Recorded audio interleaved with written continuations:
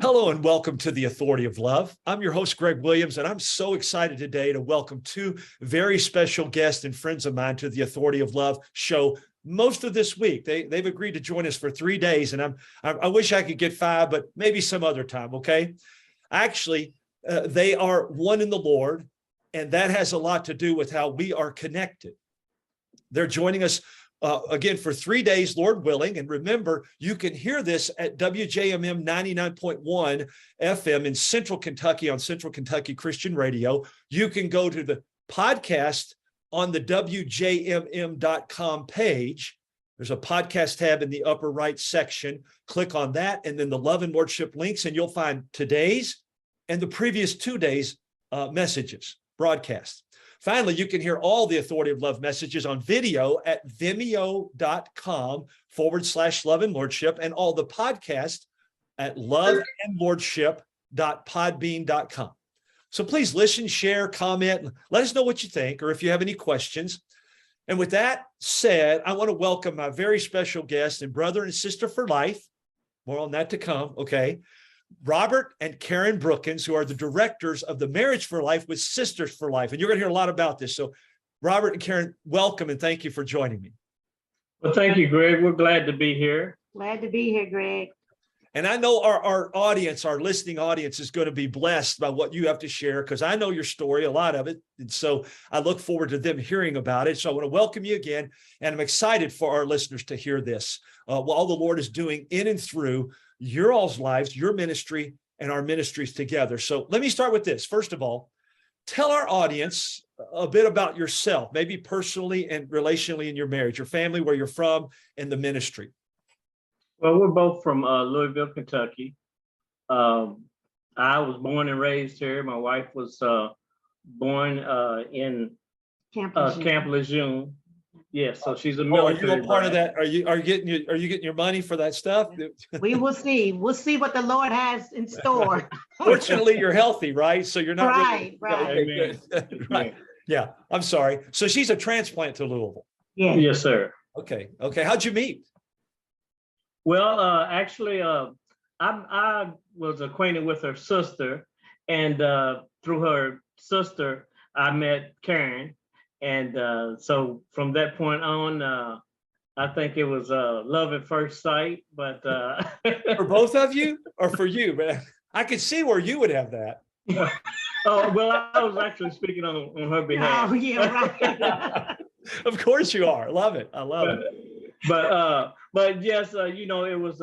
We were actually, we dated for actually 1 year before we decided to get married. Okay. So I was 24, and at the time, well, at the time we met, I was 19, and I was 23. then we got married when I was 20, so it was the following year. Okay. And you were 24 then, right. And it was a move of God. We just at the time didn't realize it. We just thought it was just all something we wanted to do, but God has a way of ordering our steps. So we're glad about that, Now, let me ask you this. Were you both, did you know the Lord? And even more importantly, were you walking with the Lord during that time? No.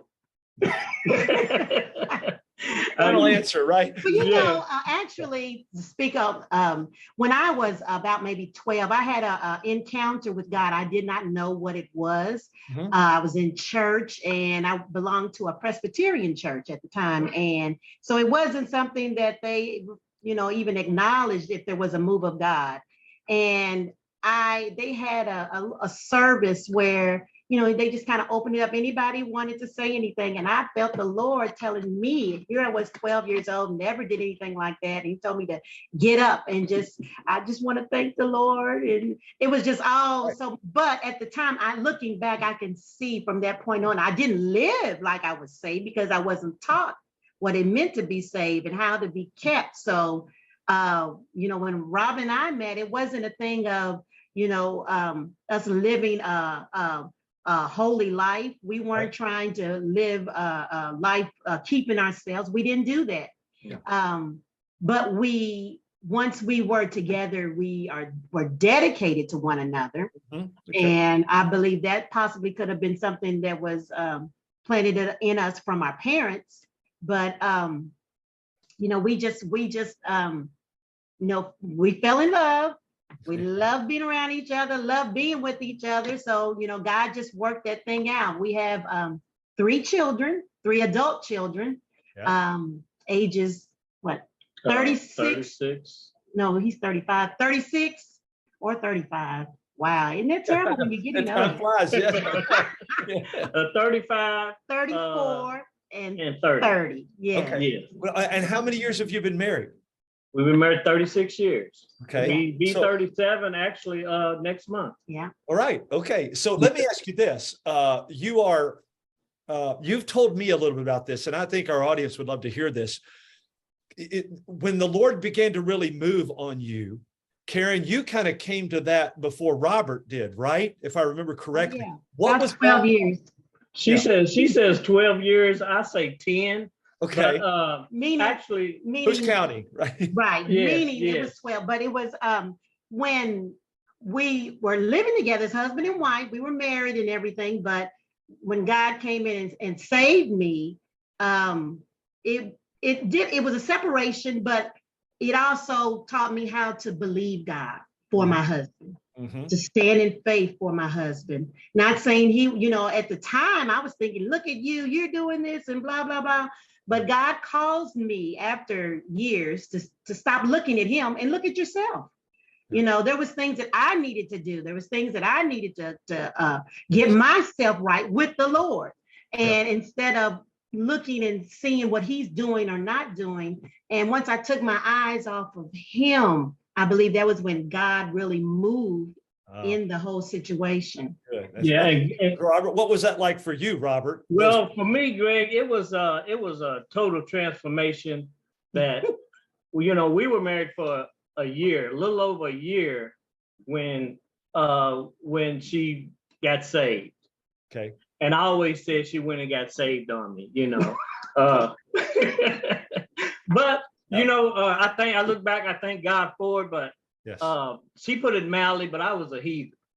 Okay. I was still, I always honored my marriage, but I was doing things where I was doing worldly things. Okay. I was doing drugs. I smoked marijuana probably for, I'd say, over 15 years, almost on a daily basis. I was just doing things I had no business doing. But she was praying for me, and then as our children was getting older, I was going to church and sitting under the word, hearing the word, and that's one thing, hearing that word, I would say changed my life. Yeah. Because I would go and sometimes I would go just to, say, make her happy. Hey, I went to church today. Yeah. But I'm hearing the word, and that word that I was hearing, was a word of faith. Mm-hmm.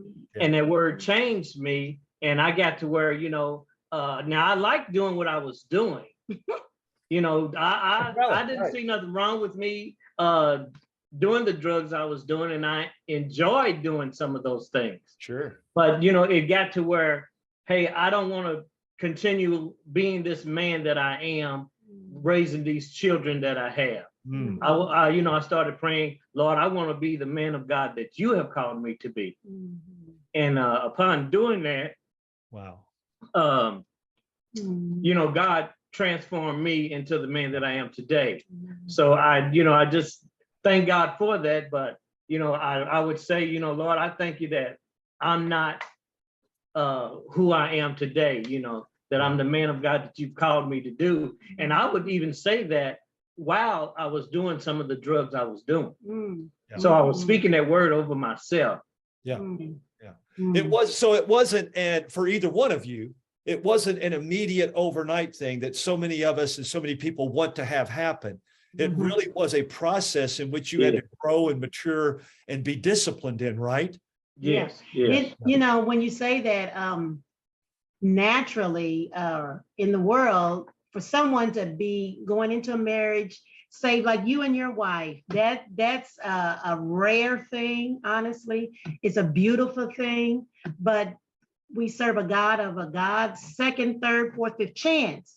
And when you don't get it right, he puts things in your life to cause you to make a choice. And we made that choice. We chose Jesus. And in choosing Jesus, it helped us to see that there's work needed to be done on ourselves. And that's what he did. And throughout our marriage, it wasn't a thing of being perfect, but we knew who to go to. We knew who to go to when we didn't know what to do. Okay, so let me ask you this very briefly. We got just 3 or 4 minutes, and I want you to start this, and we'll pick it up tomorrow. That obviously led you to a point with some relationships and friendships with Sisters for Life, and you're now the directors of Marriage for Life. Tell us just a little bit about how you got into that. And I may have to wind you down and pick it back up tomorrow, but tell us the transition, because you went from not knowing the Lord and drugs and praying for your spouse and God working on that to directors of the Marriage for Life ministry. Yeah. Well, actually, like you said, I don't know if we have enough time, but we'll get into it tomorrow. We'll continue. Yeah. Well, when I was at church, when Robert was not, there was a man that came and spoke a word over my life that I was like, I don't see that. He said that you were going to be in marriage ministry, and he said that you were going to be known or going to be heard across the country. And I was like, yeah, right. So, but talk to my husband, right? Right. Yeah, the one that's not here. Yeah. But God reminded me of that. And so then, life goes on, and God actually worked on him as on me also, but worked on us together. And we just lived a life. And that's sometimes, we have to realize you got to just live the life, not just speak it and tell somebody, but live it. All right. That's a great stopping point. We're going to pick that up tomorrow, because that's a great place to pick up again. So we're going to give them a chance in the next day or two to find out how they can contact you guys more about the Marriage for Life and Sisters for Life. But I want to thank Robert and Karen Brookins, directors of Marriage for Life with Sisters for Life and this incredible ministry, for joining us today. We're going to pick up with them tomorrow. Remember, you can get our book on Amazon, but be sure when you search for The Authority of Love, it's the second edition, SECOND. You got to spell it out or you'll be led on a goof chase. Don't do 2ND, okay? Don't do that. And we would love to hear from you. So contact me at loveandlordship@gmail.com, or you can connect with us at www.loveandlordship.com. If you'd like to donate, we're going to give them a chance to connect with you guys as well. But if you'd like to donate to Love and Lordship, you can do that on the website, loveandlordship.com. There's a give tab in the upper right. And we'll just stop at that for right now. If you'd like to do that, we'd appreciate that. And I always say this, pray, and if the Lord lays it on your heart to give to our ministry as a kingdom work, then be faithful and obedient and follow through. If not, keep praying until he shows you where to give, because he wants you to be a part of that and he wants to bless that. But we've got to be willing to do that. So I want to thank you. I always say this, thanks to our audience for joining us. Thanks for your prayers. Thanks always to the Lord. Make it a great day, and God bless in Christ. Now stay tuned for Bill Reeser and Encounter. I'm Greg Williams, and you're listening to The Authority of Love.